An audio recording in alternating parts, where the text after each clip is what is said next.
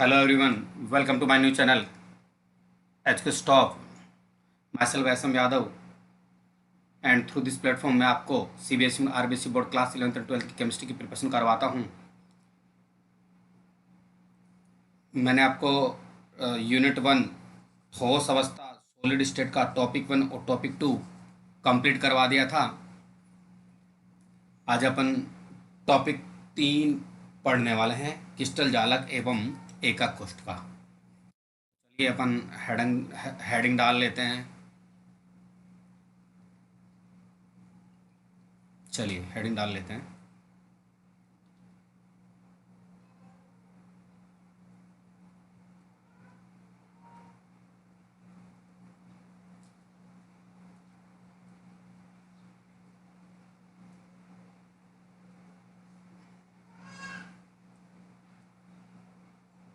Crystal जालक एवं एकक कोष्ठ का। सबसे पहले अपन क्रिस्टल जालक के बारे में सीखेंगे, उसके बाद में एकक कोष्ठ के बारे में। तो चैप्टर के 2 पार्ट कर लेते हैं अपन। ये लो, देखिए क्रिस्टल जालक की डेफिनेशन को निकालने के लिए, क्रिस्टल जालक की डेफिनेशन क्या होगी उसे बाहर निकालने के लिए अपन को एक एग्जाम्पल लेना है। रूम का एग्जाम्पल लेते हैं, कमरे का एग्जाम्पल लेते हैं। रूम का मैं कह रहा हूँ, रूम को अपन एक क्रिस्टल जालक मान लेते हैं। चीज़ें बहुत आसान है, थोड़ा सा विश्वास बनाए रखना मेरे साथ 10 से 15 मिनट तक। बस 10 से 15 मिनट में मैं इस टॉपिक की बैकबोन को तोड़ दूंगा। जैसे मान लो रूम की 4 दीवार होती हैं, उसमें से मैं एक दीवार आपको दिखा रहा हूँ।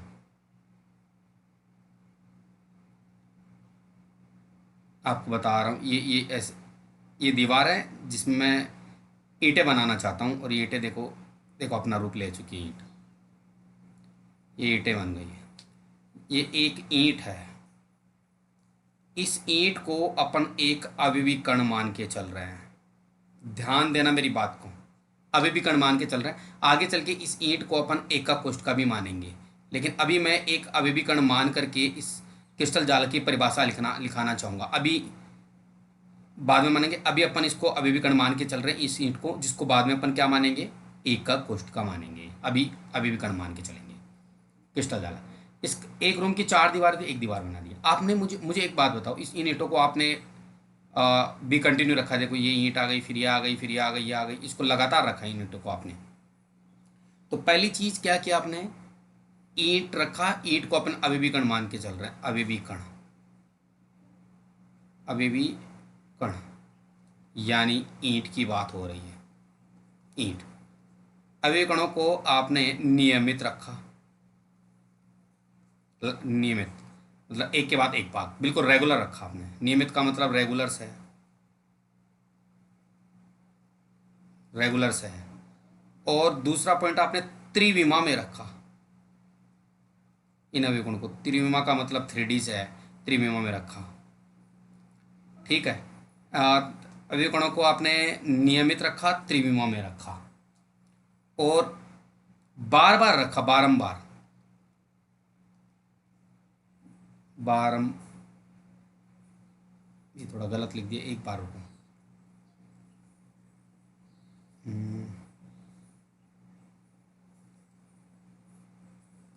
बारंबार के रखा आपने। रिपीटेड, बारंबार का मतलब रिपीटेड से है, बार बार रखा। देखो पहली चीज, अवयवगणों को कैसा लिखा, नियमित रखा आपने, रेगुलर, एक के बाद एक। त्रिविमा में 3D में रखा, यानी एक्स वाई और जेड एक्सिस में रखा। तीसरा बार बार रखा, रिपीट किया आपने बार बार। इन तीनों शब्दों को यूज करके मैं क्रिस्टल जालक की डेफिनेशन लिख रहा हूँ। देखो, किसी क्रिस्टलीय ठोस में अवयवी कणों की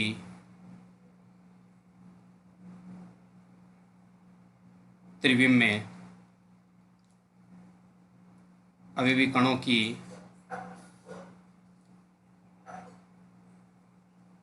त्रिविम में बारंबार, किसी क्रिस्टलीय ठोस में अवयवी कणों की त्रिविम में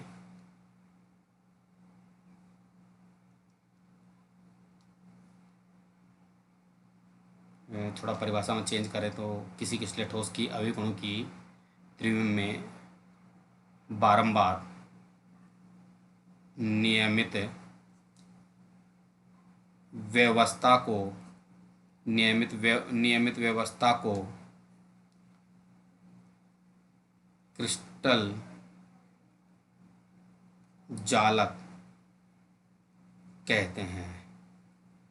देखिए चीज़ों को समझना, अभी भी कण है, त्रिविम में रखे जा रहे हैं, बारंबार नियमित रखे जा रहे हैं, जिसको अपन क्या कह रहे हैं, क्रिस्टल जालक।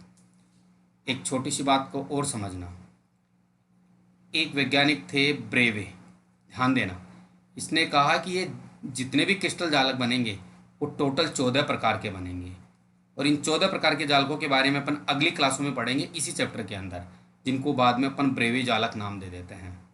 ब्रेवे ने बताया इसलिए ब्रेवे जालक नाम दे देते हैं। तो अपन एक लाइन और लिखेंगे इसके लिए, चलिए इसको मिटा के फिर लाइन लिखते हैं। लाइन क्या है, बात को समझना। 10 से 15-20 मिनट तक मेरे साथ बने रही, इस टॉपिक को मैं कंप्लीट ही कर दूंगा। और देखो इस तरह से लिखेंगे, ब्रेवे के अनुसार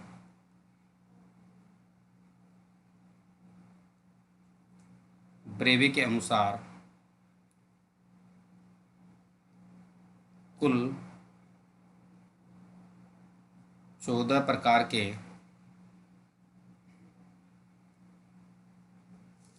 क्रिस्टल जालक संभव हैं, जिन्हें ब्रेवे जालक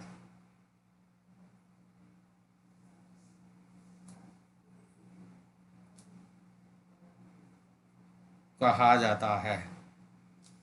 ब्रेवे के अनुसार कुल 14 प्रकार के क्रिस्टल जालक संभव है, जिन्हें क्या कहा जाता है, ब्रेवे जालक कहा जाता है। देखिए इस टाइप से आपने डेफिनेशन निकाली। अब क्रिस्टल जालक के कुछ अभिलक्षण पढ़ेंगे अपन। अगली हेडिंग है इसी के अंदर, बिना कोई नंबर डाले लिखेंगे,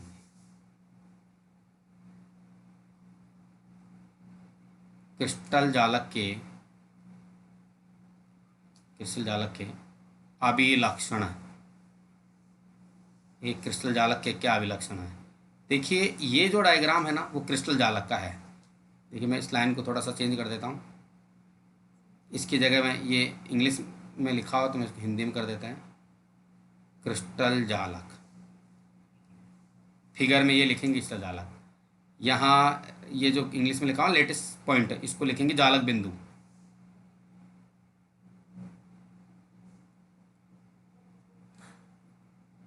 इसको हटा करके, और यहाँ पर आ जाएगा एटम्स, मोलिक्यूल, आयन है तो यहाँ पर आ जाएगा परमाणु,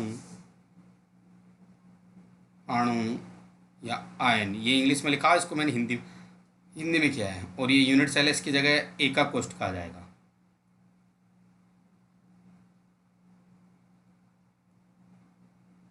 एकक कोष्ठ का आ जाएगा।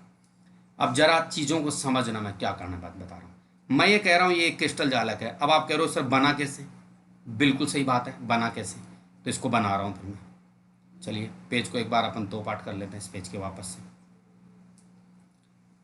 एक बार आप वेट करें, इस पेज के मैं 2 पार्ट कर रहा हूँ, ये लो 2 पार्ट हो जाएंगे। देखो तो 2-3 तरीके बता रहा हूँ बनाने के। देखो एक अभिविकर्ण ये वाला है, एक अभिविकर्ण ये रहा, ये रहा, ये रहा, लाइक दिस। देखो ये रहा अभिविकर्ण, ज़रा समझना बातों को, मैंने कैसे तैयार किया इन चीज़ों को।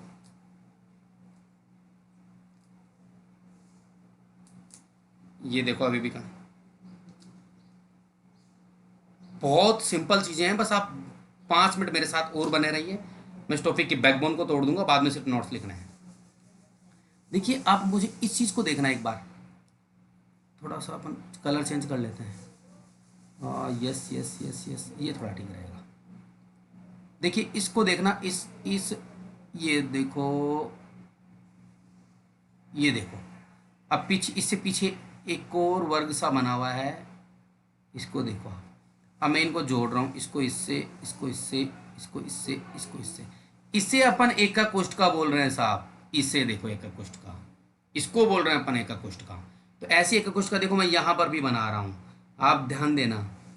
ये देखो, ये बना दिया मैंने एक वर्ग, तो ये बना दिया एक वर्ग, मैं इधर बना लेता हूँ, मतलब एक घन की तरह संरचना मैं इधर भी बना सकता हूँ। ये लो, ऐसी स्ट्रक्चर है। अब देखो इस टाइप की बनाए क्या, इसमें दिख रहा है वैसे बना लेते हैं, कोई दिक्कत नहीं है। एक बार रुक जाइए आप, चलिए मैं इसको एक बार मिटा दूँ क्या। देखिए एक बार दूसरे तरीके से बताता हूँ, इसकी तरह तो बताता हूँ। देखो रुको एक बार, ये बन गया और ये बन गया, इसमें यहाँ पर रुक जाइए एक बार, ये इधर बन गया और ये बन गया।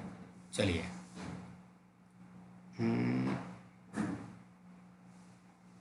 ये देखो,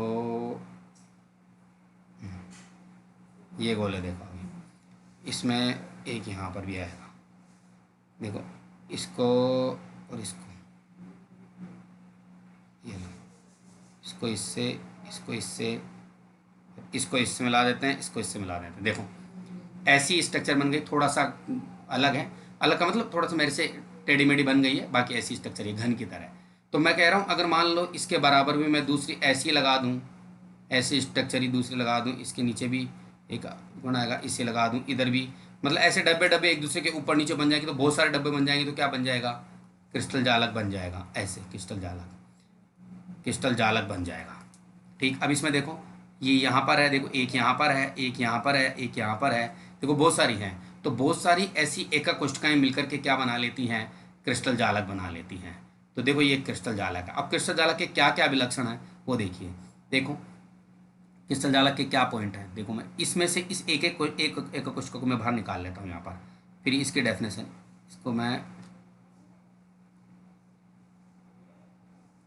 इसको बाहर निकाल लेता हूँ। ये लो, एक छोटे से हिस्से को अपन बाहर निकाल रहे हैं ताकि इसके अवयवगुणों के बारे में अपन को पता चल जाए, इसके अभिलक्षणों के बारे में अपन को पता चल जाए, कहने का मतलब। देखिए ये जो कॉर्नर्स है ना, इनको जालक बिंदु या जालक स्थल बोला जाता है। ये देखो ये वाले जालक बिंदु या जालक स्थल कहलाते हैं, इनको अपन कहते हैं जालक बिंदु या फिर जालक स्थल। चलिए एक बात पहली चीज, ये जालक बिंदु जालक स्थल अभी भी कणों को निरूपित करते हैं, अभी भी कणों को निरूपित करते हैं। तो पहला पॉइंट देखो, इसके लक्षणों में पहला पॉइंट देखिए आप, पहला पॉइंट क्या है, पहला पॉइंट है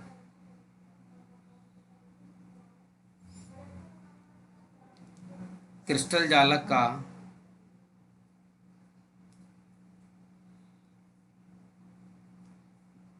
जालक में प्रत्येक बिंदु जालक बिंदु या जालक स्थल कहलाता है। राइट, ये पहला पॉइंट। दूसरा पॉइंट, ये जालक बिंदु, ये जालक बिंदु या जालक स्थल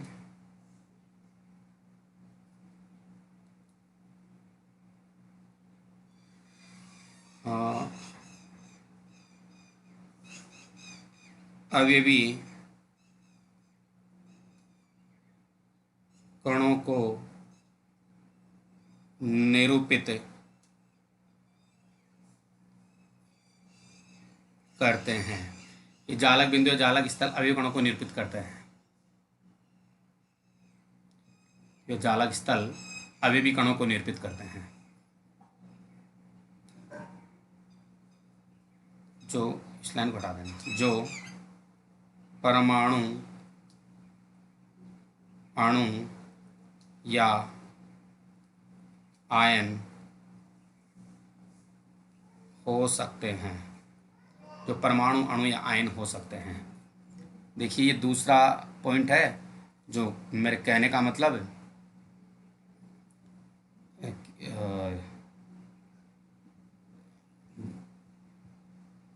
क्रिस्टल जालक के अभिलाक्षण गुणों में ये 2 पॉइंट हो गए।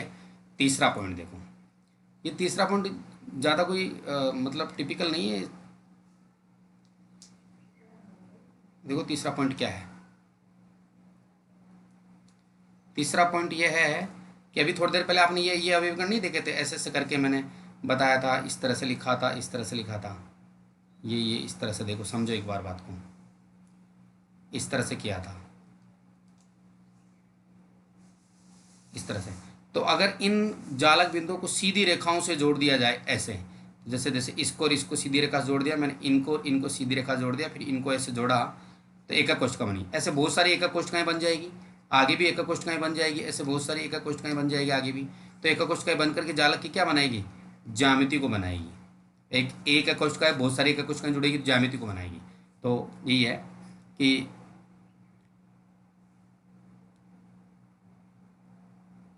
क्रिस्टल जालक में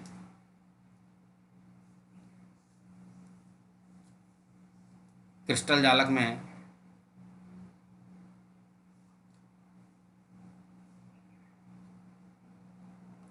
क्रिस्टल जालक में सॉरी क्रिस्टल जालक में जालक बिंदुओं को जोड़कर, जालक बिंदु को सीधी रेखाओं से जोड़कर, थोड़ा सा चेंज कर लेते हैं लाइन में, जालक बिंदुओं को सीधी रेखाओं से जोड़कर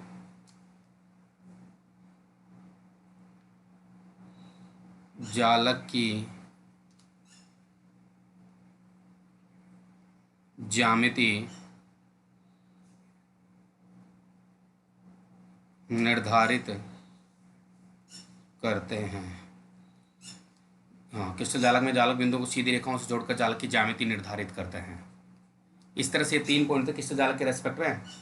अब आप आगे बात करेंगे और ये डायग्राम आप बना ही लेंगे। ये डायग्राम आप क्रिस्टल जालक की हेडिंग डालने के बाद में ये वाला डायग्राम आप बना लेना, ठीक है। इस तरह से जो रफ वाली चीज़ें हैं मैं उनको हटा देता हूँ, ये सब रफ वाली चीज़ें हैं, इनको मैं हटा रहा हूँ। केवल आप इधर वाली चीज़ों को ही लिखेंगे, आप सिर्फ लेफ्ट साइड वाली चीज़ों को आप नोट कॉपी में नोट करेंगे, फालतू की चीज़ें नोट्स कॉपी में नोट नहीं करेंगे आप लोग। इस तरह से अब आगे बात करेंगे अपन एका कोष्ठिका के बारे में।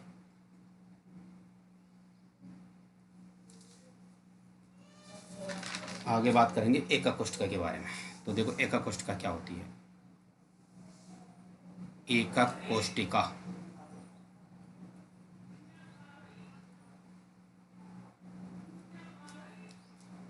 एका कोष्ठिका क्या चीज़ होती है उसको सीखेंगे। इसको यूनिट सेल बोला जाता है। अब एका कोष्ठिका की डेफिनेशन से पहले देखो, ध्यान दो एक बार, बैक चलते हैं अपन और बच्चे अब इसको देखो एक बार आप, इसमें देखो ये वाली हेडिंग एका कोष्ठिका की डली हुई है, ध्यान देना। ये वाली हेडिंग एका कोष्ठिका की डली हुई है। ये देखो, ये देखो यूनिट सेल लिखा हुआ ना, इसी को अपन एका कोष्ठिका कहते हैं। एका कोष्ठिका, ये वाली एका कोष्ठिका है। इसकी त्रिविम में बार बार पुनरावृत्ति की जाए ना तो ये क्रिस्टल जाल को पुनः बना देती है वापस। जैसे मान लो अपन को ये वाला क्रिस्टल, जैसे इसमें 1 2 3 4 ऐसी ये वाली देखो, ये वाली स्ट्रक्चर, इस वाली स्ट्रक्चर की बात कर रहा हूँ मैं, ये वाली स्ट्रक्चर लगी हुई है। ऐसे ही मैं यहाँ पर फिर से जोड़ दूँ ऐसी स्ट्रक्चर एक और, ठीक है। इस तरह से ये इधर भी जोड़ सकते हैं अपन, इसी तरह की स्ट्रक्चर, ये लो इस तरह से। तो देखो 1 2 3 जुड़ गई, तो 4 भी जुड़ेगी, 5 भी जुड़ेगी, तो वापस इसी तरह का दूसरा बन जाएगा ना, इसी तरह का ये दूसरा बन जाएगा। मतलब अगर इस टाइप के एका कोष्ठकों को बार बार त्रिभुज में रिपीट किया जाए तो क्रिस्टल जाल को वापस बना देगी। जैसे एक रूम है, रूम के अंदर एक ईंट एका कोष्ठ का मान लेते हैं। जैसे रूम के अंदर अपन एक ईंट को एका कोष्ठ का मान रहे हैं और एका कोष्ठ को एक दीवार बनाना है, तो बार बार इसको रिपीट करेंगे तो एक दीवार बनाएगी, ऊपर नीचे रखेंगे तो दीवार बन जाएगी, ऐसे दूसरी तीसरी चौथी दीवार बन जाएगी। और एक रूम को क्या मान रहे हैं अपन, क्रिस्टल जालक मान रहे हैं। अब जैसे अपन को दूसरा रूम बनाना है, तो पहले रूम की एक कुछ का एक ईंट मान रहे हैं और वो पूरा बना हुआ है, उस ईंट को अगर बार बार अपन रिपीट करेंगे, पहले एक दीवार बनाएंगे, फिर दूसरी, फिर तीसरी, फिर चौथी, फिर छत और फर्श बना देंगे, तो ऐसा रूम दूसरा बन जाएगा ना। तो तो कहना ईंट क्या हुई, एक सूक्ष्मतम भाग हुआ क्रिस्टल जालक का, एक छोटा भाग हुआ जिसको त्रिविम में बार बार पुनरावृत्ति की गई। ठीक है, तो क्रिस्टल जालक क्या हो गया, पुनः बन गया।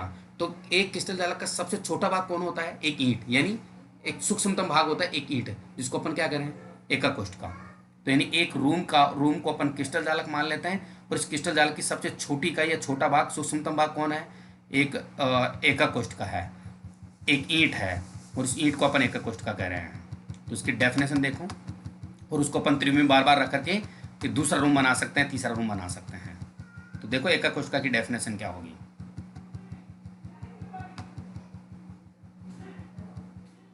जरा समझना बात को। किसी क्रिस्टल जालक का, किसी किसी क्रिस्टल जालक का वह सूक्ष्मतम भाग, वह सूक्ष्मतम भाग जिसकी त्रिविम में, 3D में, त्रिविम में बारंबार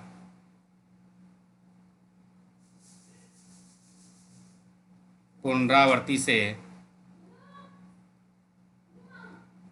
क्रिस्टल जालक पुनः बन जाता है,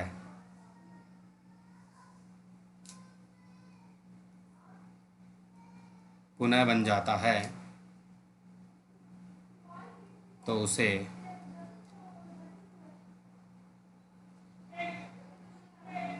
एका कोष्ठिका कहा जाता है। किसी क्रिस्टल जालक का वह सूक्ष्मतम भाग जिसके त्रिभुज में बारंबार पुनरावृत्ति से क्रिस्टल जालक पुनः बन जाता है, तो उसे एका कोष्ठिका कहते हैं। थोड़ा सा और एक्सप्लेन करते हैं। मैं कह रहा हूँ एक रूम है, थोड़ा ध्यान देना, इसको अपन क्रिस्टल जालक कह रहे हैं। बस 1 मिनट लगेगा, फिर डेफिनेशन आपको 100% क्लियर हो जाएगी, वादा है मेरा। क्रिस्टल जालक, एक क्रिस्टल जालक की एक दीवार बनाने के लिए अपन ने ईंटों को कुछ इस तरह से रख दिया, ये बहुत सारी ईंटें रखी हुई हैं। अब ऐसे ही ये पहली दीवार बनी है, दूसरी बनाएंगे, तीसरी बनाएंगे, चौथी बनाएंगे। ठीक है, छत और फर्श को भी बना लेंगे आप लोग। ठीक है, तो पूरा रूम तैयार हो गया। उस रूम को क्या बोल रहे हैं अपन, क्रिस्टल जालक बोल रहे हैं। ठीक, अब अपन को दूसरा रूम बनाना है, तो अपन क्या करेंगे, एक ईंट उठाएंगे, इस एक ईंट के ऊपर दूसरी ईंट, तीसरी ईंट, चौथी, फिर इधर भी ईंटें रखेंगे, ऐसे ऐसे करके करके पूरी दीवार बन जाएगी। ऐसे दूसरी दीवार बना लेंगे, तीसरी, चौथी, चौथी दीवार बना लेंगे, छत और फर्श भी बना लेंगे। तो क्या दूसरा रूम तैयार हो जाएगा, बिल्कुल तैयार हो जाएगा। तो सबसे छोटा भाग कौन सा था, एक ईंट का, इस सूक्ष्मतम भाग। तो इसे क्रिस्टल जालक का क्या कह सकते हैं अपन, सूक्ष्मतम भाग। और इस सूक्ष्मतम भाग को क्या कह रहे हैं अपन, एका कोष्ठ का, जिसको त्रिविम में 3D के अंदर, XYZ एक्सिस के अंदर बार बार रख रहे हैं ऊपर नीचे, तो एक दूसरा रूम तैयार हो जाता है, यानी दूसरा क्रिस्टल जालक तैयार हो जाता है। और उसको अपन क्या कहते हैं, सूक्ष्मतम भाग को एका कोष्ठका कहते हैं। उम्मीद करता हूँ ये डेफिनेशन आपको समझ में आई होगी। ठीक है, इस तरह से अब मैं एका कोष्ठका की एक स्ट्रक्चर बना रहा हूँ, यहाँ पर ध्यान देना, एक छोटी सी स्ट्रक्चर बना रहा हूँ एका कोष्ठका की। देखिए यहाँ पर एक स्ट्रक्चर जनरेट बना रहा हूँ।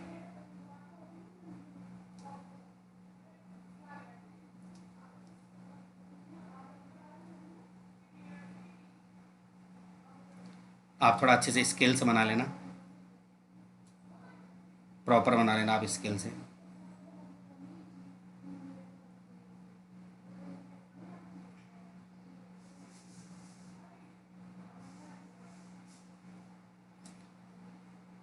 ये इससे बाइंड अप हो गया, ये वाला इससे बाइंड अप हो गया,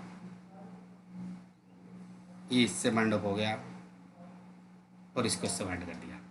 ये सब एकक कोष्ठका का एक स्ट्रक्चर बन गया। एक एकक कोष्ठका को अपन एक घन की तरह या क्यूब की तरह मान के चल रहे हैं, बस घन की तरह या क्यूब की तरह मान के चल रहे हैं। अब देखिए, आप मुझे एक बात बताओ, अब एक हेडिंग ये इस तरह से हो गया है।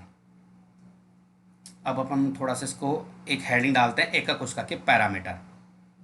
थोड़ा ध्यान देना, 5-7 मिनट और लगेगी, फिर ये टॉपिक कंप्लीट हो जाएगा अपना, मतलब आज का सेशन कंप्लीट कर लेंगे। टॉपिक तो क्या, छोटी हेडिंग डाल रहा हूँ, एकक कोष्ठिका के पैरामीटर्स। ध्यान देना, अब मैं ये कह रहा हूँ, ये जैसे ये लो, इस एकक कोष्ठका में इसको अपन एक्स एक्सिस मान लेते हैं,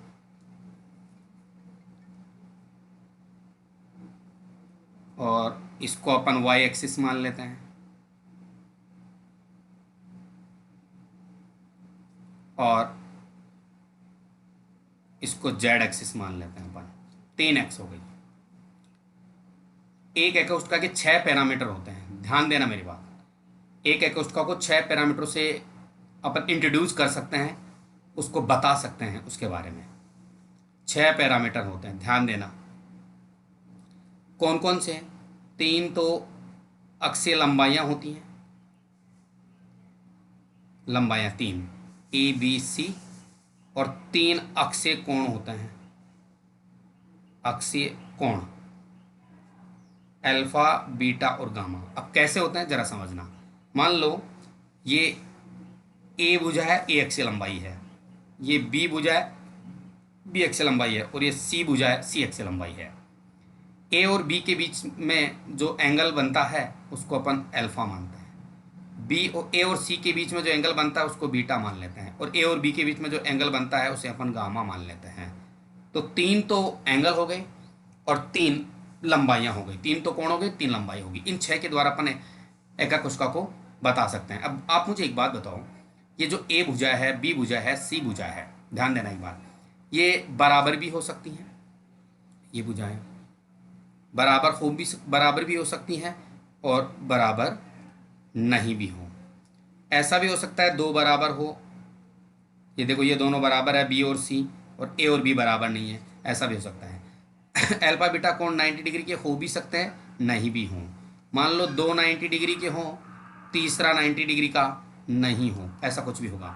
तो कहने का मतलब इन अक्षीय भुजाओं ए बी सी और इन अक्षीय कोणों अल्फा बीटा गामा में चेंज करके अपन अलग अलग एकक कोष्ठकाएं बना सकते हैं। इसलिए अपन इन 6 पैरामीटरों के द्वारा एकक कोष्ठका के गुणों की व्याख्या कर सकते हैं।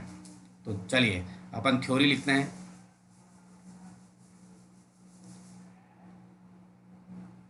एक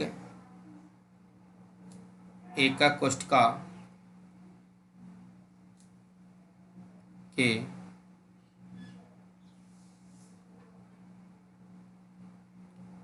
एक एकक कोष्ठका के 6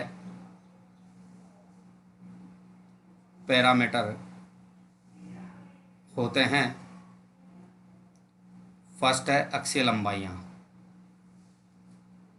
अक्षीय लंबाई या अक्षीय भुजाई, अक्षीय भुजा, अक्षीय भुजा या अक्षीय लंबाई ए बी सी।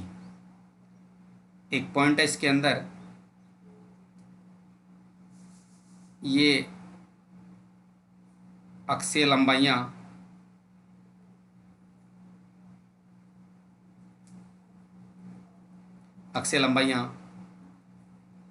लंबवत हो भी सकती है अथवा नहीं भी, लंबवत हो भी सकती है और नहीं भी।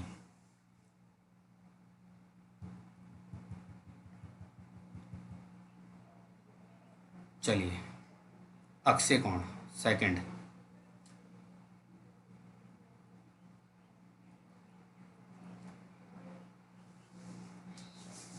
अल्फा, बीटा और गामा। जरा समझना, ये अक्षय कोण है। ठीक, यहाँ पर जो अल्फा है, अल्फा जो कोण है वो ए व सी के मध्य होता है, सी के मध्य। बीटा है, नहीं नहीं नहीं, अल्फा बी व सी के बीच आएगा। थोड़ा समझो इस बात को।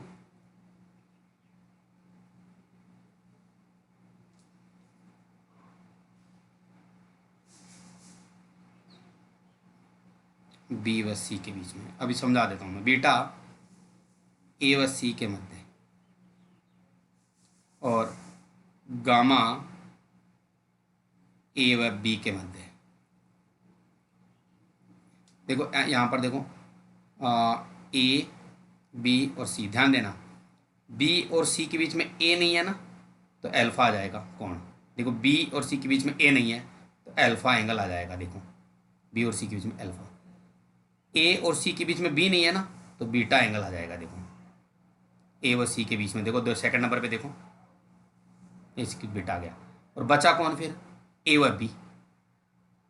तो ए और बी के बीच में सी नहीं है तो सी में क्या आ जाएगा, गामा। ए और बी के बीच में सी नहीं तो गामा आ जाएगा। तो इस तरह से ये अपने एंगल थे। तो ये एकाकोष्ठिका के पैरामीटर हुए। अब अगले सेशन के अंदर, आज इसमें अपन इतना ही रखेंगे। अगले टॉपिक के अंदर अपन को क्या वो रखेंगे, अपन एकाकोष्ठिका के प्रकार पढ़ेंगे अपन। इससे अगले लेसन के अंदर अपन एकाकोष्ठिका के प्रकार पढ़ने वाले हैं। इस सेशन में अपन इतना ही रखेंगे। अपन ने इसमें दो बातें पढ़ी, क्रिस्टल जालक और एकाकोष्ठिका के बारे में। आप एक बार इसको रिवाइज करना, वीडियो को एक बार समझ नहीं है तो दोबारा देखना। ये टॉपिक 3 बहुत इंपॉर्टेंट है। टॉपिक 3 और टॉपिक 4 ये दो ही इंपॉर्टेंट है। बाकी चैप्टर में इतने आपको पूरे चैप्टर में कहीं दिक्कत नहीं आने वाली। इन दोनों टॉपिक को ढंग से पढ़ना, क्योंकि टॉपिक 3 भी टॉपिक 4 पे बेस है। टॉपिक 3 और टॉपिक 4 एक दूसरे को इंटर कन्वर्ट करते हैं, तो आप इसको अच्छे से पढ़ना। बस 2 या 3 क्लास के अंदर ये दोनों टॉपिक हो जाएंगे, फिर आगे वाले चैप्टर में इतनी टॉपिक्स में आपको दिक्कत नहीं आएगी। ठीक है, तो आज के लिए इस सेशन में अपन इतना ही रखेंगे। Thanks for watching. If you like this video, share more and more and like it also.